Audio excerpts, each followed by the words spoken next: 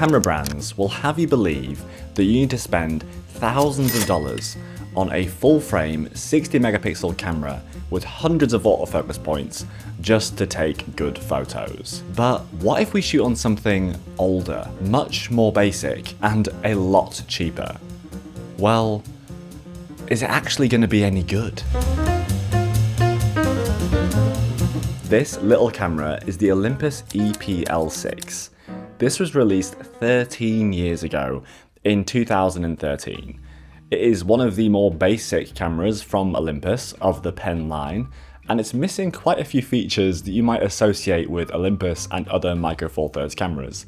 It doesn't have things like IBIS, there's no EVF in here, and there's no way to control your settings using like little dials. Everything is done with the D-pad and rear thumb wheel, which is a bit of a faff.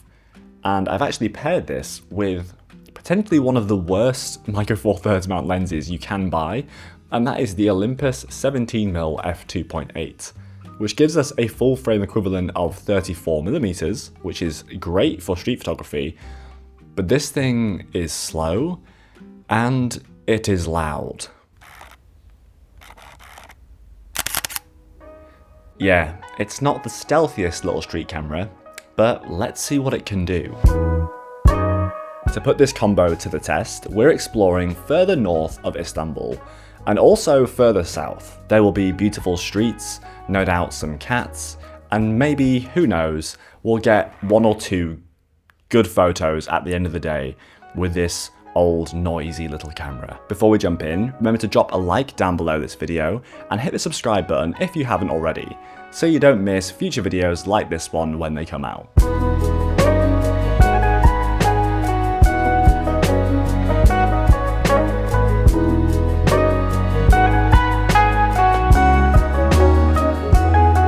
We took a ferry from the Asian side of Istanbul over to the European side, then another one up towards the riverside town of Arnavutköy for our first outing with this little Olympus EPL6. In these quieter streets with slow moving scenes like this isn't really the end of the world, but it does make it slightly harder to be discreet so as not to disturb anyone.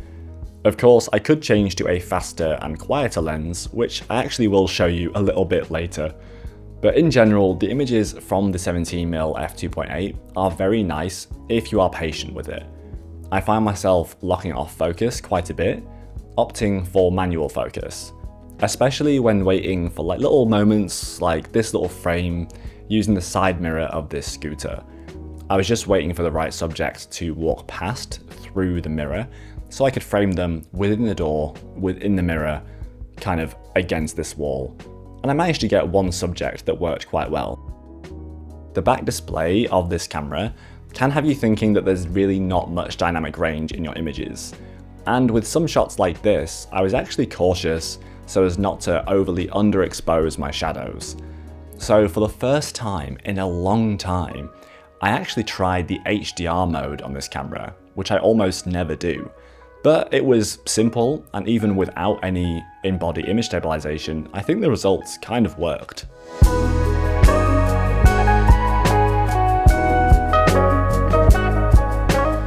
The following day, we headed down to the Prince's Islands in the Sea of Marmara, where we'd explore two of the islands. The first island we arrived at was actually one of the smaller ones, and this was Burgazada. Burgazada? I don't know how to say it. Burgazada. That's my best attempt. This island is pretty small, quiet, and very laid back, which was a nice environment to explore, but there also wasn't many streets to actually explore, and there wasn't really much happening. There were still a couple of times where I was shooting with the camera and it just missed focus, even with very slow moving scenes. But when I actually took my time to slow down and get some shots like this dog here, you can see the images are nice and sharp. And luckily, cats around Istanbul are so tame and they allow you to get nice and close for a shot like this, which I think looks packed with detail and shows what this little 16 megapixel sensor can actually do.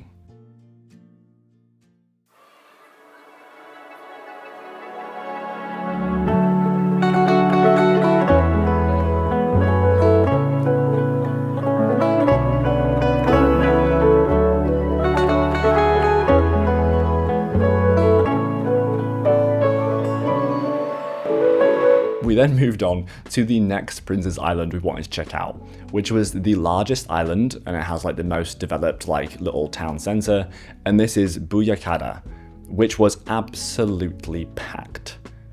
I also, for a little bit, switched to the Lumix 25mm f1.7 prime lens, just for a short time to grab a couple of extra photos, which definitely made this EPL6 feel 10 times faster and more responsive.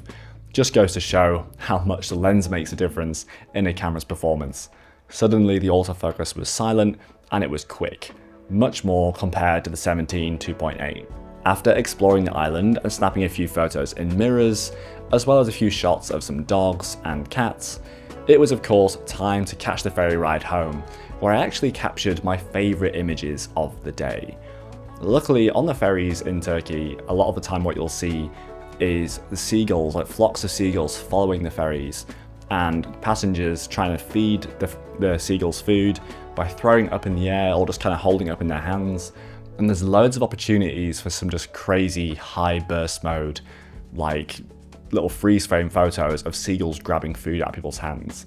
But you have to be very good with your timing and with your focus, which on a setup like this is a bit of a challenge, but I think we pulled it off. This camera only has a burst mode of 8 FPS, which is pretty respectable, but it's not the best when you're using a slow focusing lens like this. I did shoot a few on the 25mm, but for the kind of shot that I wanted, I really wanted that 35mm full frame equivalent, so the 17mm was the best bet. So what I was doing was focusing on the hands of the passengers who were trying to feed the seagulls, and then locking off my focus into manual focus. Then I could just be looking around the subject with my camera kind of fixed in position, waiting for the seagulls to swoop in, because you never knew if the seagull was actually going to go for it or not. And then the buffer on this camera is not great, so if you do start shooting before the seagull comes in, it might slow down when the actual moment happens. This one shot in particular, I am very happy with. The grab by the seagull is just so angular and like curved and weird. And we also have another seagull up in the sky as well to kind of complete like the 3 subjects. And then we have this man kind of hidden in the background who is smoking, poking out from our main subject's armpit. This to me is just like a happy accident, and I like the colors, I like the blue sky against the warm hues. We have a weird action happening in the foreground, a little rule of 3 with the other bird up in the top left, and then this funny layer in the bottom left. To me, this is just like a very complete, weird photo, and I'm really, really happy with it. And if you like the colors you're seeing in this image and any of the other images in this video, you can pick up my Kodak film stock presets, my Fujifilm film stock presets, and my Naturally Filmic presets. And you can save when you buy all 3 packs together in the 3-pack bundle, and viewers of this video can use this unique code to save an extra 20% at checkout. These are some of the best film simulation presets you can buy, and I use these in 100% of my images that you've seen in this video, over on my Instagram, and on my website portfolio. So I'll drop a link in the description if you want to go check those out and get colors like these in your photos. If you're in the market for your first camera, or you just want a smaller kind of weekend, less precious camera to take out and about with you, is the EPL6 really a good option? Well, yes, but there are a few caveats here. It's not a camera that's going to get any better. There are a lot of missing features here that you can get if you spend a little bit more on a different camera.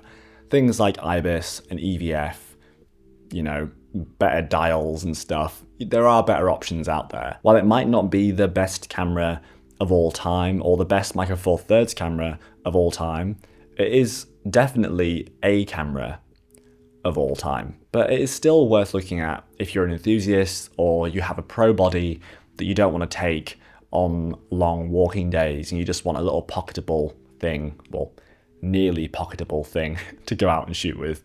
You can still get really nice images, but it's definitely one of those cameras that needs good light and patience. And also it helps if you have knowledge about cameras, you know, doing things like locking off manual focus, knowing when to use HDR, for example. You kind of need to know your way around photography to get the most out of a camera like this.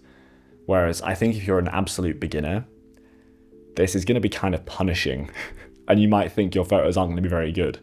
You do need to kind of know how to work around limitations to get those better photos.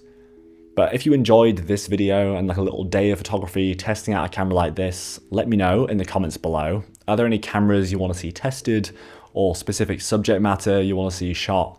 I'm enjoying doing these sort of videos and I'd like to do more in the future. And if you want to see another video very similar to this but from Tokyo with an old Canon camera, go check out this video here. Honestly, I left this camera at home while here in Istanbul and I'm really excited to shoot with it again soon.